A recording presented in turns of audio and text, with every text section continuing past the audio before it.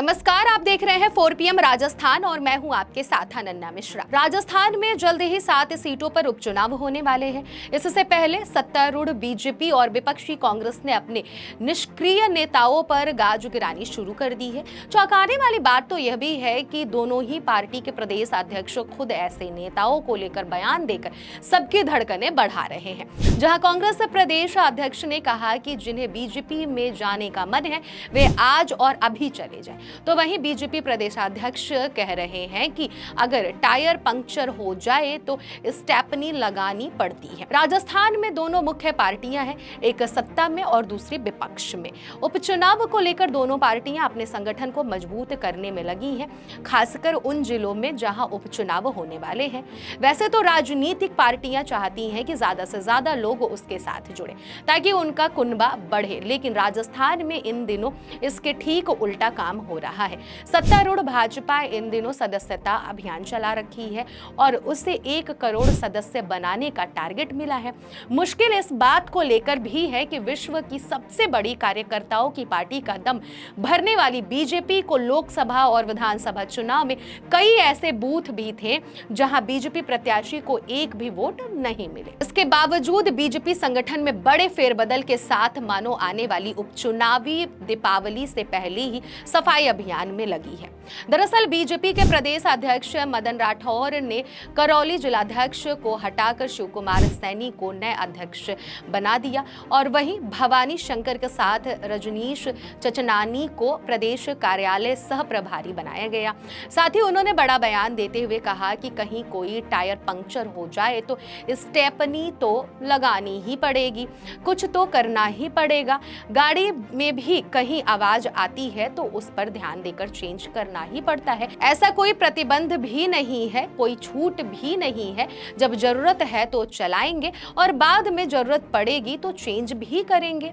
वहीं दूसरी तरफ कांग्रेस में भी यही कवायद नजर आ रही है। राजस्थान कांग्रेस में निष्क्रिय पदाधिकारियों को हटाकर नए चेहरे को मौका देने का बयान आ रहा है। राजस्थान से दिव्या मदेरणा सहित कुछ नए चेहरे को AICC में मौका मिला है। प्रदेश कांग्रेस के अग्रिम संगठन महिला कांग्रेस और सेवा दल प्रदेश अध्यक्ष बदलने को लेकर चर्चा तेज है। हालांकि युवा कांग्रेस और NSUI में बदलाव नहीं होगा। राजस्थान विधानसभा और लोकसभा चुनाव में निष्क्रिय रहने और पार्टी लाइन से हटकर काम करने वाले नेताओं पर अनुशासन का डंडा चलाने के नाम पर कांग्रेस ने 32 ब्लॉक और मंडल कार्यकारिणी को भंग कर दिया। कहा जा रहा है कि प्रदेश कार्यकारिणी के 115 सचिवों में से निष्क्रियता के नाम पर इनमें से करीब 1/3 सचिवों की सूची तैयार कर ली गई है।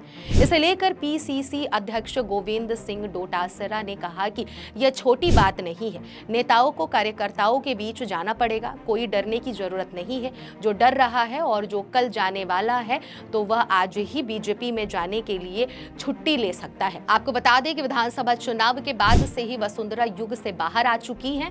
राजस्थान बीजेपी नए प्रदेशाध्यक्ष के साथ अब संगठन में बड़े बदलाव की तैयारी में जुट गई है। वहीं लोकसभा चुनाव में जीत दर्ज करने वाली कांग्रेस भी अब भाजपा सरकार से आर पार की लड़ाई के मूड में है। शायद यही कारण है कि दोनों ही पार्टियां अब राजनीतिक और जातिगत समीकरणों के आधार पर अपने संगठन को और मजबूत बनाने पर खास ध्यान दे रही हैं। राजस्थान में विधानसभा की 7 सीटों पर उपचुनाव के लिए तैयारियां जोरों पर है। उपचुनाव के लिए सभी राजनीतिक दल मैदान में उतर गए हैं। लोकसभा चुनाव में 11 सीटें हारने वाली बीजेपी विधानसभा उपचुनाव में सभी सीटें जीतने को कोशिश करेगी।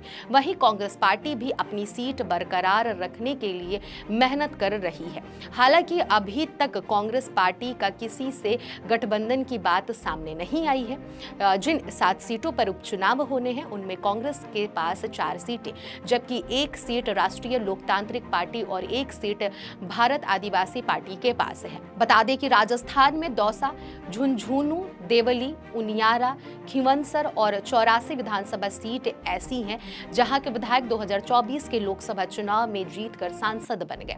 वहीं हाल ही में भाजपा विधायक अमृतलाल मीणा के निधन के कारण सलम्बुर सीट खाली हो गई। इसके अलावा विधायक जुबेर खान की मौत के बाद रामगढ़ सीट खाली हुई है। ऐसे में राजस्थान की कुल 7 विधानसभा सीटों पर उपचुनाव होने हैं। भारतीय जनता पार्टी उपचुनावों को लेकर कांग्रेस की सीटों में सेंध लगाने में जुटी हुई है। बीजेपी उपचुनावों को लेकर संगठन स्तर पर जोर शोर से तैयारियां कर रही है। इसके लिए इस बार खास रणनीति तैयार की जा रही है।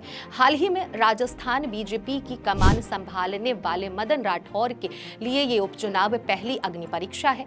बीजेपी के लिए कांग्रेस के खाते वाली सभी सीटें टफ हैं, क्योंकि वे कांग्रेस की परंपरागत सीटें हैं।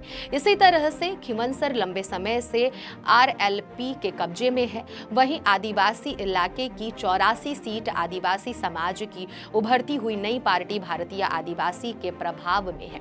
लिहाजा बीजेपी के सभी सीटों पर जबरदस्त मेहनत करनी होगी। बीजेपी के नए अध्यक्ष के लिए इन सीटों पर उलटफेर करना खासा मशक्कत भरा है। राजस्थान में होने वाले उपचुनाव को लेकर विधानसभा की सीटों की संख्या लगातार बढ़ती जा रही है। लोकसभा चुनाव के चलते पहले 5 सीटें खाली थी, लेकिन सलमपुर विधायक अमृतलाल मीणा के निधन से इनकी संख्या 6 हो गई। बाद में रामगढ़ से कांग्रेस विधायक जुबेर खान के इंतकाल से इनकी संख्या अब 7 हो गई है। खान के निधन के बाद प्रदेश में कांग्रेस के विधायक की संख्या 66 रह गई है। उपचुनाव में कांग्रेस को अपनी सभी सीटें बचाने के प्रयास में लगी हुई है। ऐसे ही तमाम राजनीतिक खबरों को देखने और जानने के लिए देखते रहिए 4 PM राजस्थान। धन्यवाद।